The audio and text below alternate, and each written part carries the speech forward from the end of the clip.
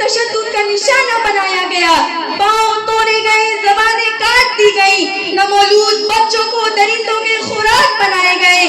مسلمان کٹتے رہے، کوئی کچھ نہ بولا۔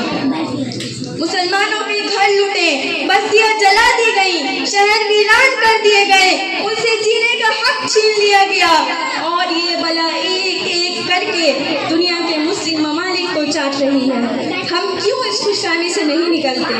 ہم کیوں اس خوش فہمی سے نہیں نکلتے کہ ہمارے ساتھ بھی ایسا کچھ ہوگا جو دنیا کے دوسرے ممالک کے ساتھ ہو چکا ہے؟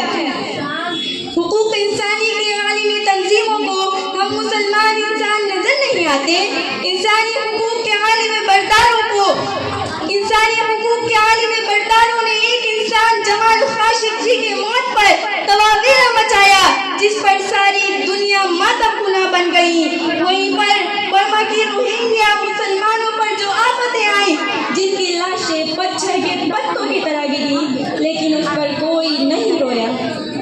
لہو میں نہا کر بھی خاموش ہے، لہو میں نہا کر بھی خاموش ہے، یہ دنیا ہماری گواہ تک نہیں۔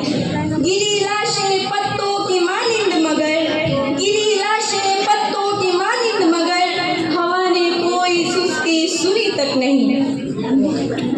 مسلم بچوں اور بچیوں کو مغربی تہذیب، عیسائیت اور قادیانیت پوری قوت کے ساتھ دین اسلام سے برگشتہ کرنے کی کوشش کر رہے ہیں۔ تعلیم یافتہ لڑکوں اور لڑکیوں میں شکوک و شبہات کے کانٹے بوئے جا رہے ہیں۔ حدیث سے انکار، قانونی شریعت پر اعتراض، اسلام میں بڑھتی ہوئی بے حجابی، مخلوط تعلیم کی طرف رجحان، غیر مسلمانوں کے ساتھ نکاح کے بڑھتے ہوئے مواقعات، یہ وہ باتیں ہیں جو سیلاب بلاخیز کی طرح آگے بڑھ رہی ہیں۔ آپ سب اپنے دل پر ہاتھ رکھ کر سوچیں، اس کا قصوروار کون؟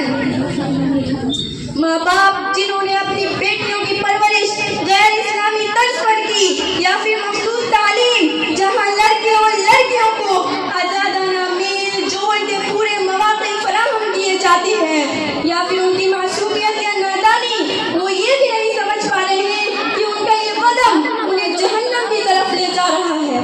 پتہ نہیں وہ کون سی لالچ ہے جو اپنی حیا اور شرم، یہاں تک کہ اپنے دین کا سودا کرنے کو تیار ہو رہے ہیں۔ بچوں کے ان کرتوتوں نے کئی والدین کو خودکشی کرنے پر مجبور کیا ہے، یا پھر کہیں اکیلے بیٹھے روتا دیکھا ہے۔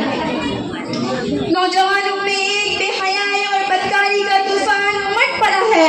نوجوان ہاتھوں میں موبائل لے کر زنا کے مناظر دیکھ رہے ہیں۔ جب قوم کا نوجوان بگڑتا ہے تو اس قوم پر زوال آتا ہے۔